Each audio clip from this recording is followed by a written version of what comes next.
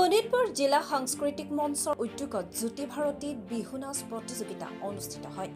উক্ত প্ৰতিযোগিতাৰ আৰম্ভণিতে বিশ্বৰ হামিং কিং জুবিন গাৰ্গৰ প্ৰতিচ্ছবিত বন্তি প্ৰজ্বলন কৰে শোণিতপুৰ জিলাৰ আয়ুক্ত অনন্ত কুমাৰ দাস আৰু মহাজ্যোতি 24 লাইভৰ স্বত্বাধিকাৰ ডক্টৰ পৰশমণি সিংহৰ লগতে সকলোৱে মিলি মায়াবিনী গীত পৰিৱেশন কৰে।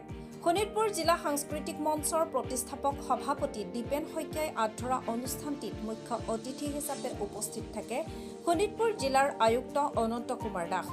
প্ৰায় 150 জনৰো অধিক প্ৰতিযোগীয়ে অংশগ্ৰহণ কৰা অনুষ্ঠানটিত শোণিতপুৰ জিলাৰ সাংস্কৃতিক মঞ্চৰ সাধাৰণ সম্পাদিকা নৱনীতা হাজৰিকাৰ লগতে বহুকেইগৰাকী সাংস্কৃতিক কৰ্মী উপস্থিত থকাৰ লগতে অভিভাৱিকাৰ লগতে ৰাইজৰ বিপুল সঁহাৰিৰে অনুষ্ঠানটি সাফল্যমণ্ডিত কৰি তোলে।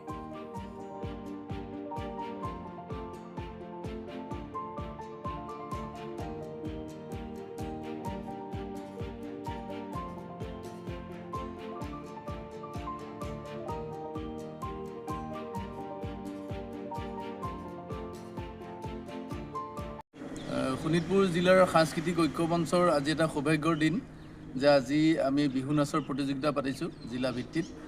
আৰু আমাৰ শোণিতপুৰ জিলা সাংস্কৃতিক ঐক্য মঞ্চখন এটা সাংস্কৃতিক সামাজিক এটা অনুষ্ঠান। এই অনুষ্ঠানটো আমি 1 জুন 2023 তাৰিখে আমি বিশিষ্ট সামাজিক সাংস্কৃতিক ব্যক্তিসকলক লৈ পেলাই গঠন কৰিছিলোঁ আমাৰ তেজপুৰ সাহিত্য সভা ভৱনত। আৰু সেই দিন ধৰি আমি বিভিন্ন সাংস্কৃতিক সামাজিক কাম আমি এই অনুষ্ঠানটোৱে কৰি আহিছোঁ ইতিমধ্যে বিগত সময়ত। আৰু সেই অনুপাতে আজি আমি ঐতিহাসিক তেজপুৰৰ ঐতিহাসিক ৰূপকোঁৱৰ জ্যোতিপ্ৰসাদ আগৰৱালাৰ যি ৰূপকোঁৱৰ মঞ্চ তাত আমি আজি অনুষ্ঠিত কৰিবলৈ ওলাইছোঁ বিহু নাচৰ প্ৰতিযোগিতা।